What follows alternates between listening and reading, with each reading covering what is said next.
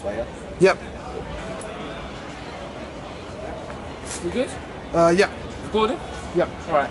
Right, I'm here with KillerJawz, a DAT team member, an overall cool guy, and came 5th at Beast, which we're still waiting for the money for. Yes. Right, let's start with our first question, which is, how much do you think of the mentality? What do you think of mentality in Smash? How much is it a factor? So, if you mean by how much of a factor it is in terms of a player's performance, like in tournament, I'd say it's pretty much a make or break. I know several players who pretty much whenever they go into a tournament setting, despite having a great performance like in friendly sessions or combined sessions, I find that more often than not, because their mentality is pretty much, I'm going against this player, this really good player, there's no way I can win, and the instantly just crumble. Having the idea of a mentality where you can just be, okay, you know what, this is another stepping stone to the success of where I want to be. I want to improve as a player, I need to learn from these opportunities. That kind of mentality is exactly what you should be striving for. I feel like putting your standards too high often puts yourself on a pedestal, so you take your losses that much harder when you fall, and I feel like a lot of players don't really understand that. So, like today, for example, I saw plenty of people who were really sad because they put themselves on a standard like, oh, I've been doing well in my local tournaments recently, got to prove it here at Albion, and then they drown or they go to win bracket, and it's really sad. But it's all about mentality and how you can improve as a player. I think it's absolutely vital to competitive success. Right.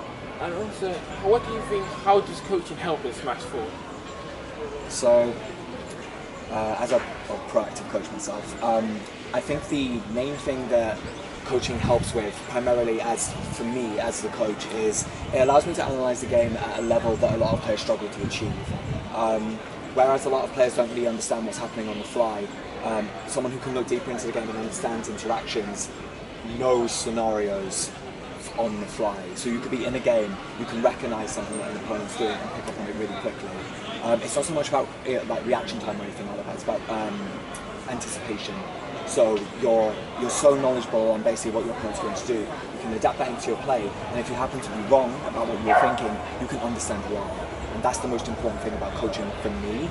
But for my students, as I call them, or the people who I teach, a lot of it is down to how they as players take it away. Each person has their own style of how they learn.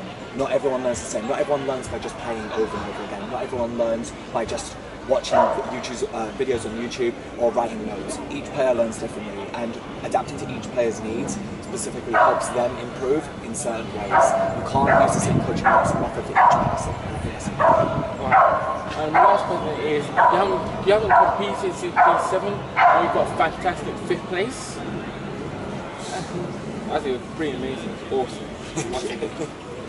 Is there any main reasons why that happened? Why? You haven't participated in any more tournaments? Okay, so to understand this is to also understand why I hadn't competed much before that. So a bit of background information as to why this is relevant. I'm from the ball era. I originally started going to tournaments in 2009. My first tournament was on August 31st, and at that tournament I went 0-2, got dead last, solo 33rd place, and nobody else got that low because everyone else had at least 1 point basically. And at that point, because I didn't have myself on some kind of pedestal, I didn't have a standard for myself, I was nervous, but I wasn't nervous in the sense that everyone would think something about me. It wasn't anything like that. Fast forward a few months, I'm constantly getting top 8 on levels, I'm constantly doing well, I'm beating big players. At this point, I started to think to myself that I need to start pushing to the next barrier. And I found myself continuously falling short of it. I was always confused as to why this was. A lot of it was down to the character I played Samson Ball, a low-tier character, not very strong, and a lot of it was my mentality. I constantly wanted to be better than I was, and I was forcing myself onto that, and it was making me extremely, extremely nervous. From a young age, I've always had a fear of competition. I'm very, very scared of engaging someone in a 1v1 competing state, so in Smash or anything. It's a very scary thing for me, something I've been actively working on. Fast forward to Smash 4, I don't really have a pedestal of myself, but as soon as I started playing in Smash 4 and I started playing against people, I was pretty much top. I dropped no sessions to anyone, I was completely smashing everyone. This was back when I played Sheik, and it was really good. Fast forward a bit later, and I put myself back on that pedestal, and I'm so fearful of competing again. just because of the idea that I'm not going to meet my own standards.